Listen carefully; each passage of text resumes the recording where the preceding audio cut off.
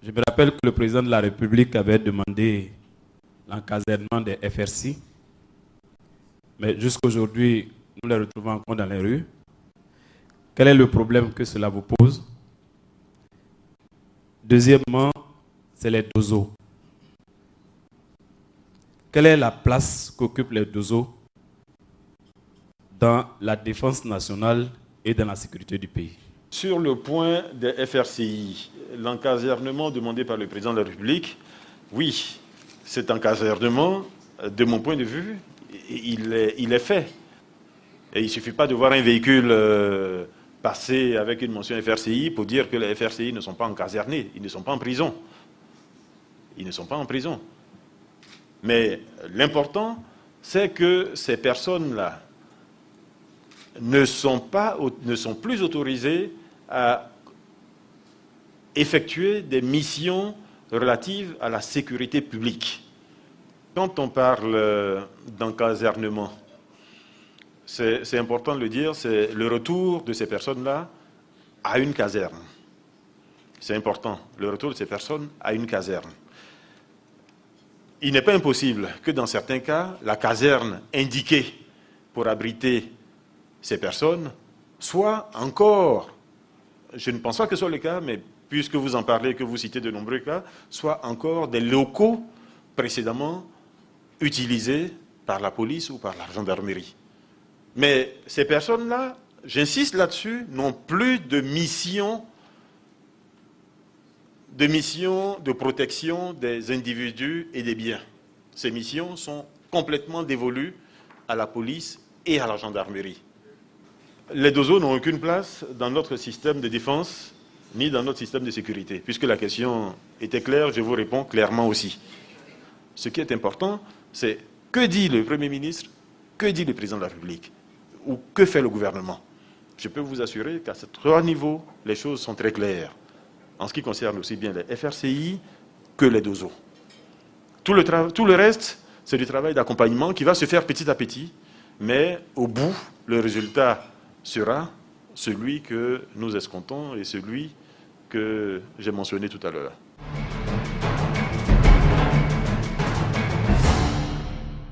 Monsieur le ministre, parlant de l'état de droit, des voix s'élèvent de plus en plus pour dénoncer les humiliations faites, je mets ça en griffe parce que l'expression n'est pas de moi, les humiliations faites aux personnes en résidence surveillée, tant à Bundiali, à Bouna, à Korogo, à Otiene. Il se trouve que il y a certains commandants des FRCI sous la responsabilité de qui la protection de qui ces personnes sont en résidence surveillée, ont répondu. Nous voudrions savoir la réponse claire du gouvernement. Le ministre de la Justice avait rétorqué l'autre fois, est-ce qu'à Bouna ne vivent pas les Ivoiriens? Mais de plus en plus des ONG internationales donnent de la voix. Qu'est-ce que le gouvernement répond aujourd'hui quant à ces personnes? Quand pourra-t-on les juger? Et qu'en est-il pour leurs conditions de vie exactement? La situation des personnes qui sont en résidence surveillée. Le gouvernement est très responsable et je peux vous le dire, prend des décisions d'une façon qui est totalement responsable dans cette affaire-là. On met en avant le droit et on met en avant les droits de ces personnes-là. C'est d'abord ça qui est mis en avant. Ces personnes-là sont régulièrement visitées par leurs médecins, sont régulièrement visitées par leurs avocats, etc.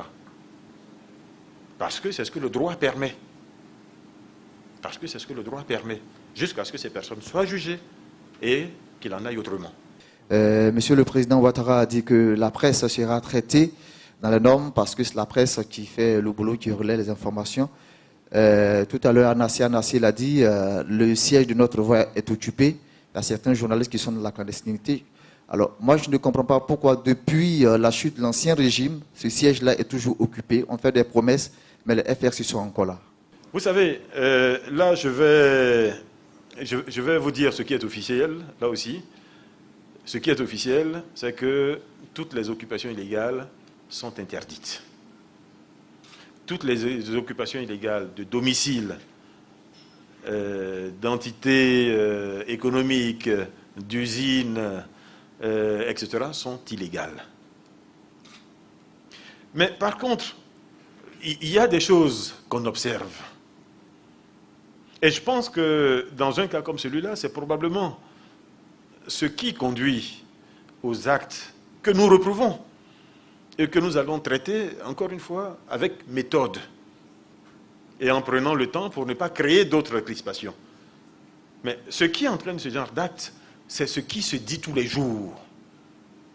Nous sommes dans un pays de liberté. Ça, je pense qu'il n'y a absolument aucune personne dans cette salle qui le contestera.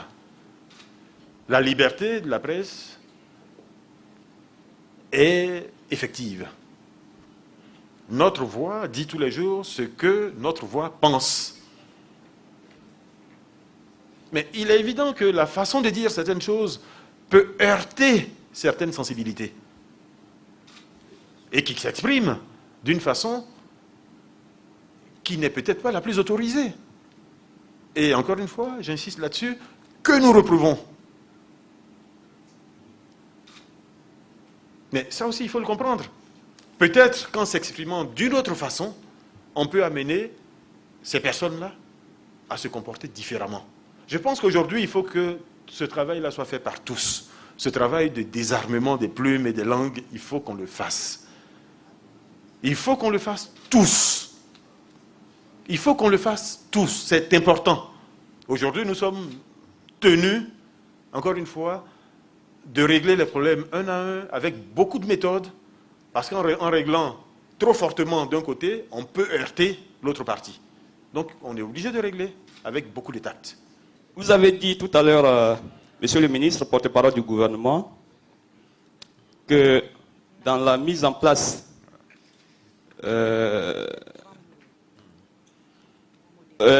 d'une commission d'enquête, vous avez cité tout à l'heure, outre les représentants de la société civile, des représentants de l'Assemblée nationale.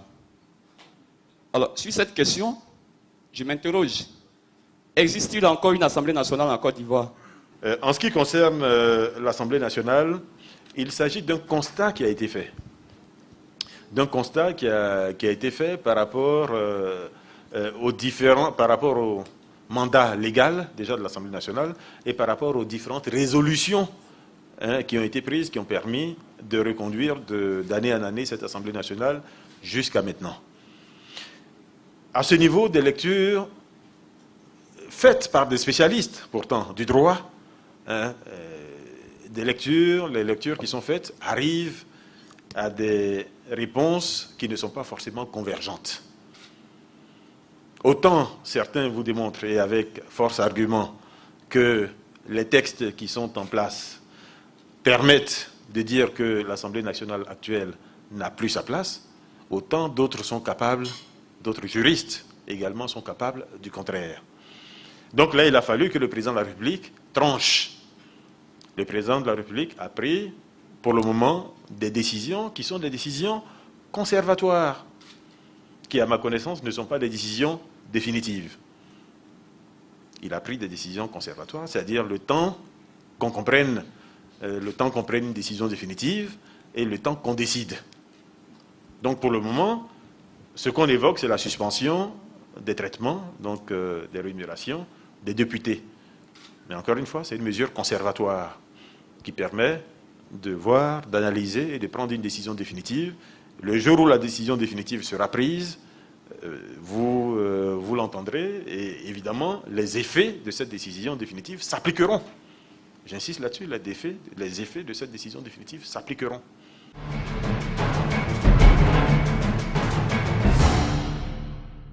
Alors, la question récurrente de l'indigné, le carrefour de l'indigné, est-ce qu'il est en... Je sais qu'il y a quelque chose qui était en cours, ou est-ce que le gouvernement en est? En ce qui concerne l'indigné, effectivement, vous avez pu voir ces derniers temps que jour et nuit, des machines étaient sur l'indigné. Mais tout ça pour éviter l'ensablement et permettre aux Ivoiriens de continuer à circuler malgré les pluies. Mais chacun sait que toutes ces mesures, ou tous ces travaux qui ont été faits, qui ont été des travaux lourds, hein, pendant des semaines et des semaines, tous les jours on récurrait, ne sont que des mesures provisoires. Le vrai problème de l'Indénié, chacun de vous le sait, il est en amont. Il est depuis Abobo et Williamsville. Donc, nous n'allons pas nous contenter chaque année de récurer l'Indénié, même si, en le faisant, on a réussi à éviter de bloquer les Ivoiriens et à leur permettre d'aller au travail pendant les pluies qu'il y a eu. Mais nous allons attaquer le problème à la racine. Et c'est prévu, je peux vous l'assurer, c'est prévu. Le problème, il va être traité là où il devait être traité, c'est-à-dire depuis Abobo et Williamsville, pour éviter l'ensablement au niveau de l'Indénié. On a constaté depuis quelques jours qu'il y a des opérations de déguerpissement, que ce soit sur les grands axes, que des quartiers qu'on peut appeler quartiers précaires au niveau d'Abidjan. Mais le constat est que pendant que le gouvernement annonce des mesures de construction de logements sociaux pour les populations défavorisées, on détruit dans le même temps ces quartiers-là. Alors moi j'ai été par exemple sur le site de l'université, où on veut, pour l'extension de l'université, on a démoli plusieurs quartiers là-bas, quartiers précaires. Alors ces populations disent qu'il n'y a pas eu de mesures en amont. C'est-à-dire quoi? Il n'y a pas eu de site de recasement, il n'y a pas eu de dédommagement, et même pire, il n'y a pas eu de mise en demeure. C'est-à-dire qu'elles n'ont pas été pourvenues. Au point où quand les tracteurs, les bulldozers sont arrivés, les bulldozers ont démoli leurs maisons, y compris les affaires là-dedans.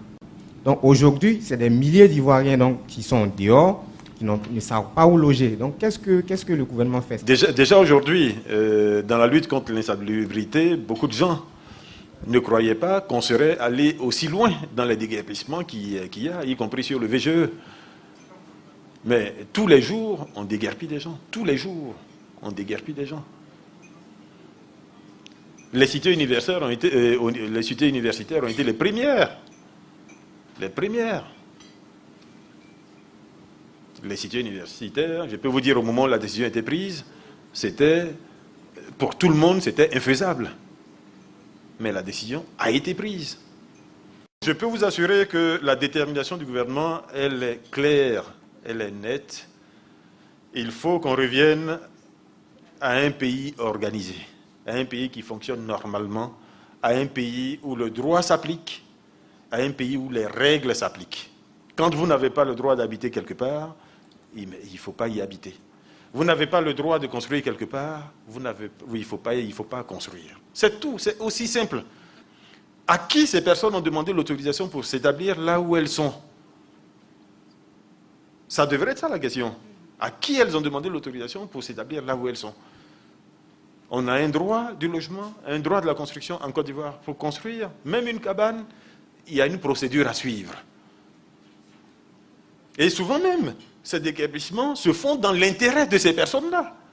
Parce qu'elles sont dans des sites où elles sont elles-mêmes en danger. Dans des ravins, dans des flancs de collines, etc. C'est pas là, en tout cas, que le gouvernement souhaite loger les personnes les plus défavorisées, qu'on s'entende bien là-dessus. Quand le gouvernement parle de loger les couches sociales les plus défavorisées, c'est leur trouver des logements décents, dans des endroits qui sont constructibles, dans des endroits où elles ne sont pas en danger. Il faut qu'on se comprenne bien. Ce n'est pas ce type d'habitat. Avec 3 tôles et un toit, ce n'est pas ce type d'habitat que le gouvernement va proposer. Donc tout ça participe de la même logique. Nous voulons revenir à un pays qui fonctionne, à un pays qui applique des règles, ces règles, les règles qu'il s'est lui-même données, à un pays qui est rigoureux. Rigoureux parce que quand il y a une règle, il faut l'appliquer et ne pas passer au travers.